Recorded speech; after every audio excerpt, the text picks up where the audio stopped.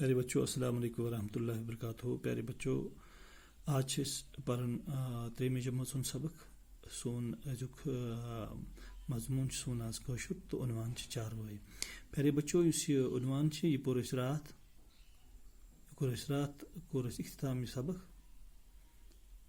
तो आज करो कम, आज परो अमिक सवाल अमिक इत पे। गोनुक सवाल पढ़ो तो लिखो। खर सारान बोर।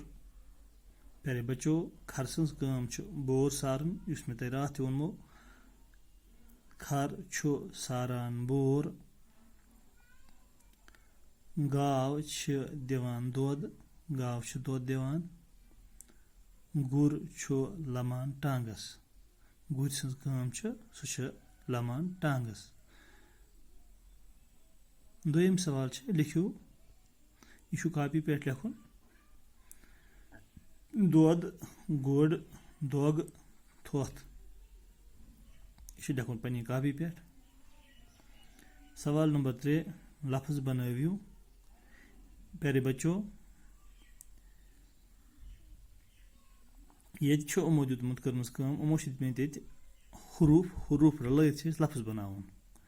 मिसाल और दिसमत गाफ अलिफ वाव, गो गाव।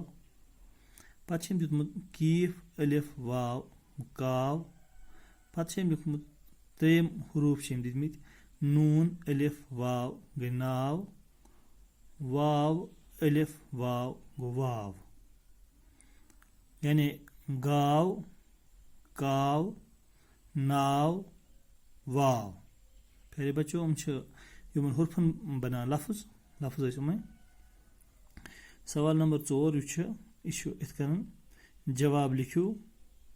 गोनुक बोर कुस सारान।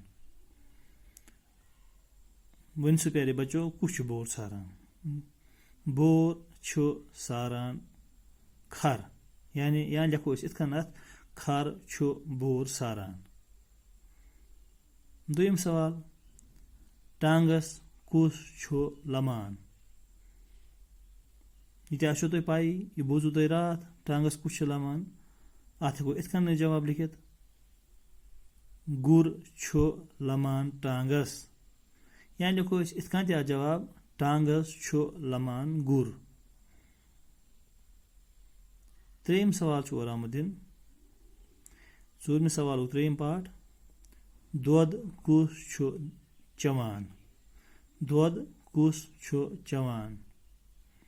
अत जवाब इत वोस चवान दोद। यहाँ लिखो इत जवाब, दोद चवान वोस। प्यारे बच्चों, यह तुंद यह उन्वान अजुक गो मुकम्मल। सुबह नो उन्वान हेत दियो इजाजत सुबह तन। रोजो तुह खुश, रोजो खुश। अस्सलामु अलैकुम वरहमतुल्लाह।